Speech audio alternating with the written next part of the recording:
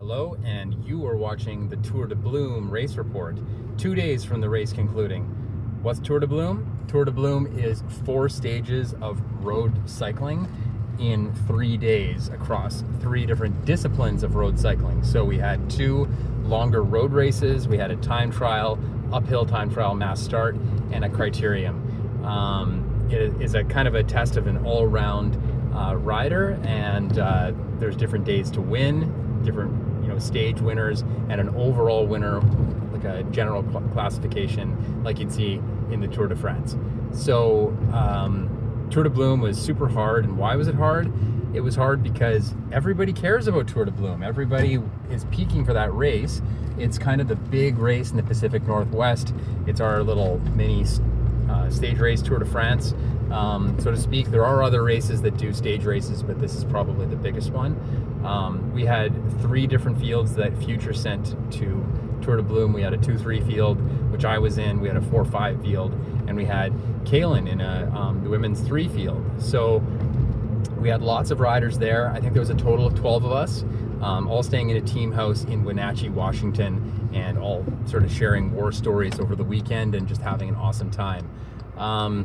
Speaking of awesome times, I didn't have an awesome time with my body. I was, unfortunately, when I left, I was having a dental problem, and I was fighting apparently what was a dying nerve in my tooth, which over the course of the weekend did die. Luckily, the pain sort of on the last day kind of subsided, but I was inflamed like a boxer and had puffy eyes, and it was brutal. I mean, everyone's got their own circumstances, but I wasn't feeling great. I'd also just taken care of Harlow for a week as a mostly solo parent with Connie out on her trip in Montreal. The bag of excuses gets larger and larger the longer I'm allowed to talk about it, so I won't. But I definitely struggled in that field. I mean, to be honest, I also struggled because my race preparation had to do with Unbound and a really long effort, rather than like a 12-hour effort is what I'm kind of preparing for as my A race this year. And the kind of sporadic and just the what's the word? It's the stochastic nature of road racing, where you're doing full sprints into nothing for a little bit, to full sprint to nothing to full sprint, and huge accelerations and just really dynamic racing. It's incredibly fun, but it's definitely not what I trained my body to do this year, and paid for it. Man, those guys are killers. So let's talk about the 2-3 field. The 2-3 field is essentially the next best of the non-professional racers that went to Tour de Bloom. So they're all of the kind of best hitters that are that haven't made it to the P12 field yet. And the P12 is essentially the professionals and the Cat 1s and very fast Cat 2s. So those are like the best that are in the Pacific Northwest, and our field was basically one down from that.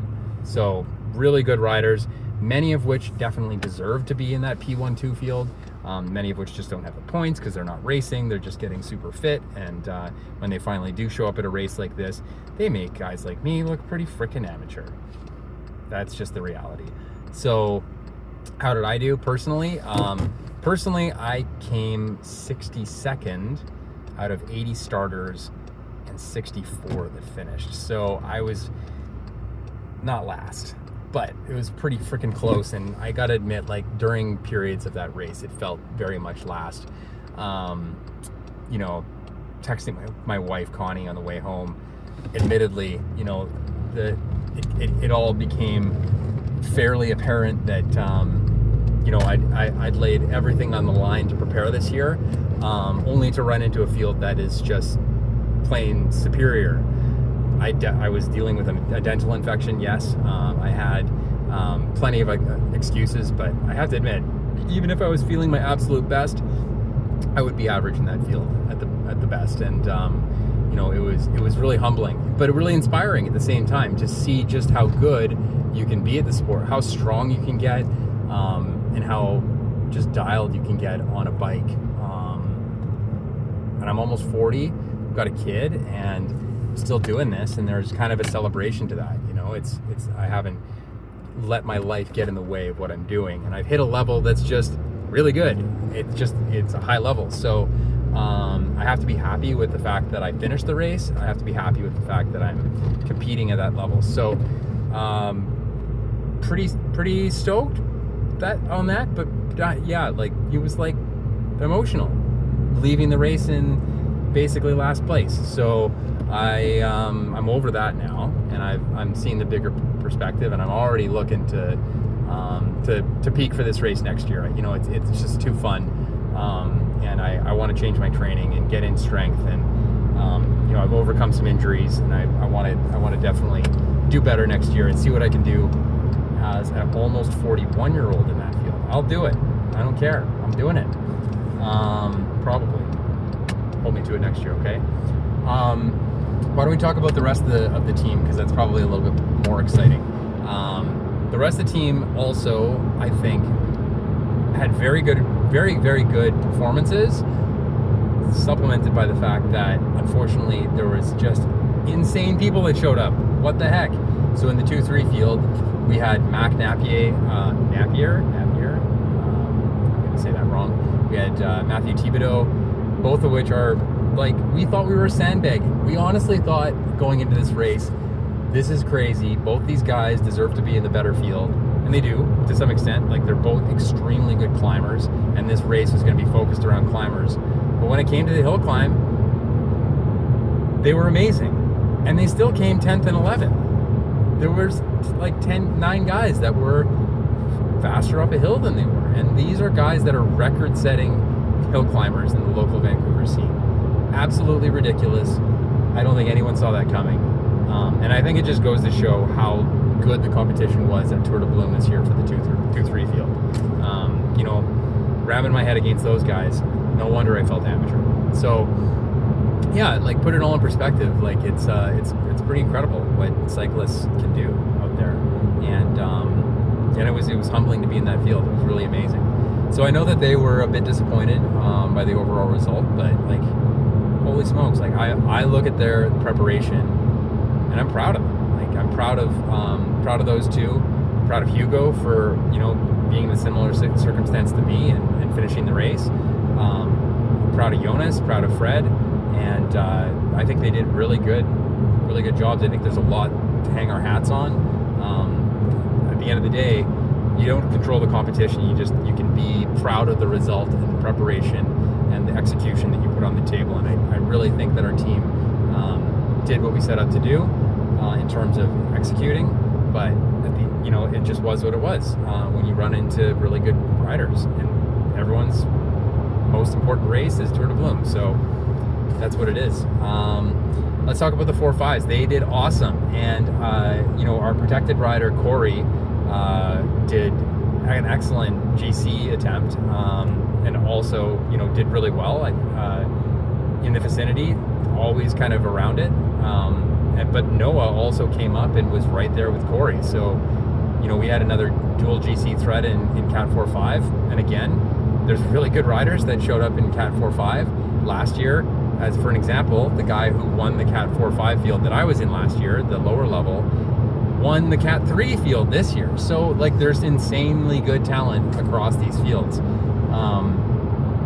So they did great. And, you know, I know that Jordan and Jamie also came out with a really, you know, their biggest efforts, and they did well too. Like, I saw what everyone put in, and, like, I don't think anyone should be ashamed of what we came out with. Why would you? Like, this is the tip of the spear of local racing. I think everyone's done an awesome job.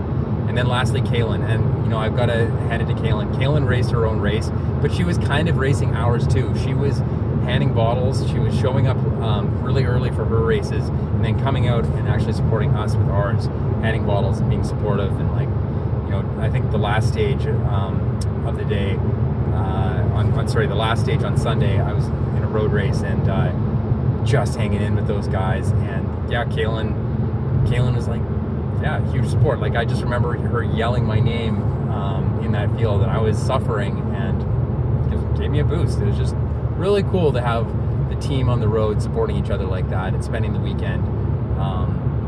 It was a really cool weekend.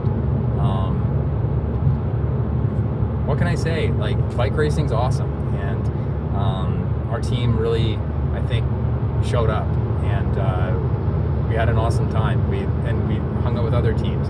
You're all frenemies, I guess, on the road, and friends outside of the race, and it's just a celebration of people, enjoying the same sport. It is a team sport. You're able to execute team strategies out on the road, but at the end of the day, we're all a really tight-knit local community. Everyone was cheering for each other. Like, when riders went down, we were all supporting those riders, and when riders were having a tough time, even when I was having a tough time, it was amazing. Like, I can think of a number of diversion riders that came up to me, and like a guy from Araloma. Like, everybody's just kind of looking out for each other, which is just cool.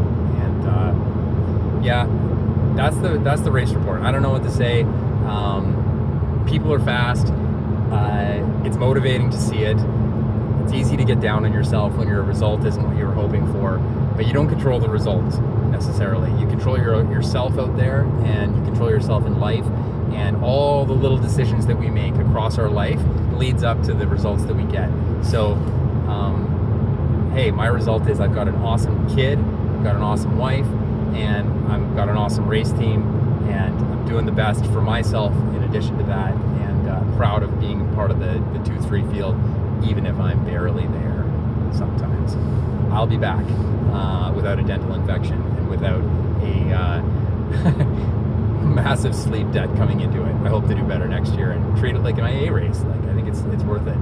So, looking forward to actually picking up my new bike, which is happening today, for Unbound Gravel, which is coming up. And before that, this weekend, I'm going to be doing a Good Ride, which I've never done, and it's going to be my kind of warm-up preparation race for Unbound. So Good Ride is like half the distance of Unbound, but apparently very hard. And if you don't know what Unbound is, it's 200 miles or 325 kilometers of gravel.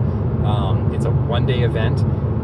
Jonas did it last year and did it in 12 hours, and he came like, I think, 90th out of like 3,000 people or something crazy.